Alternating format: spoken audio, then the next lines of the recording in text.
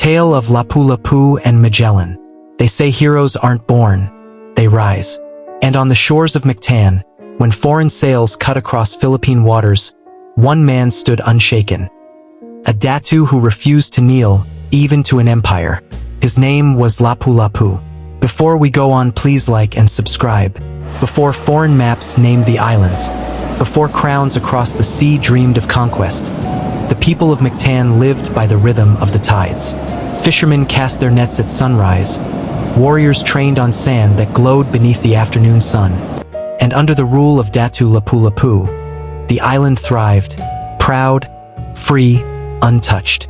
Lapu-Lapu was not only a leader, he was a warrior chief whose presence commanded respect. Broad-shouldered, sharp-eyed, and fiercely loyal to his people, he believed in only one master, freedom. To him, the sea surrounding Mactan was not just water. It was a shield, promise, a boundary no foreign power had the right to cross. But in the year 1521, the horizon changed. Strange silhouettes appeared, ships with towering sails, unlike anything the people of Mactan had ever seen. Rumors spread like fire across the shoreline. Dayahan, strangers from across the world. They come with weapons that thunder. The man who led them was Ferdinand Magellan, a navigator carrying the banner of Spain, seeking to bring the islands under his king's rule. He had already convinced some local rulers to accept his authority. He expected Mactan to do the same. But when he sent envoys demanding allegiance, Lapu-Lapu refused. "We bow to no foreign king," he said simply. Magellan took this as defiance. Lapu-Lapu took it as honor. Soon, word reached Mactan that Magellan planned to teach the defiant chief a lesson, with fire and force. Some urged Lapu-Lapu to flee, to hide, to submit. But he only looked toward the sea and said, "A warrior does not run from a tide. He rises with it." The wind carried the scent of salt and war.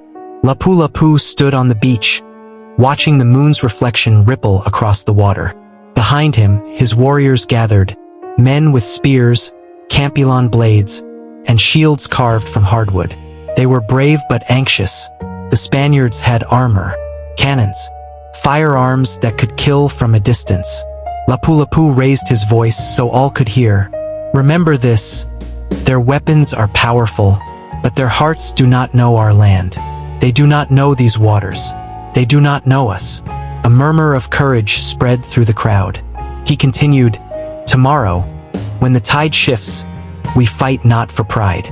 We fight for our children, for our land, for the right to stand under the same sun we were born beneath."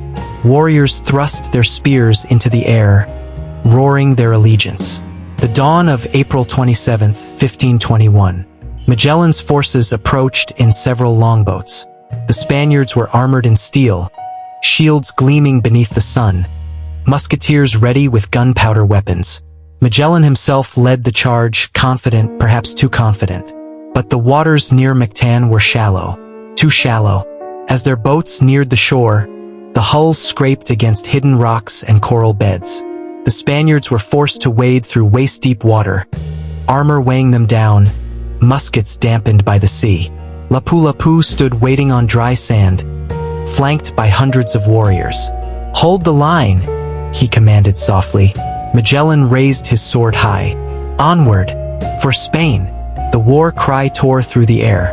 Lapu-Lapu's answer was quieter, but far more powerful. "For Mactan!" The battle exploded the moment the Spaniards reached the beach. Warriors hurled spears, their movements swift and fluid, striking before the muskets could even fire. Those muskets that did ignite produced more smoke than accuracy. The Spaniards staggered, forced to fend off close-range strikes with blunt blades and shields. Lapu-Lapu charged through the fray like a storm. Every step he took sent sand flying. Every swing of his campilon was precise and unforgiving. He fought not at the front, but everywhere, defending, striking, commanding with the voice of a chief who fought alongside his people, not above them. Magellan pushed forward, determined to confront the warrior who dared defy a king. Their eyes met across the chaos. Lapu-Lapu stepped toward him. Magellan raised his sword. The air thickened. When steel met campilon, The sound echoed like a crack of thunder. Magellan's strikes were powerful, but his armor slowed him.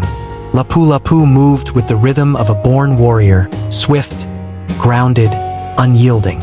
A well-aimed thrust struck Magellan's leg. He stumbled. A second blow hit the unarmored gap beneath his arm. He fell. The warriors of Mactan surged forward, overwhelming the remaining Spaniards. Those who survived retreated to their boats, fleeing back to Cebu in disbelief.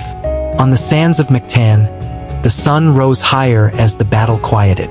Lapu-Lapu looked over his warriors, bruised, breathless, but triumphant. The island remained free. Word of the victory spread throughout the islands. Lapu-Lapu became a symbol, not just of strength, but of defiance, of the unbreakable Filipino spirit that refuses to kneel.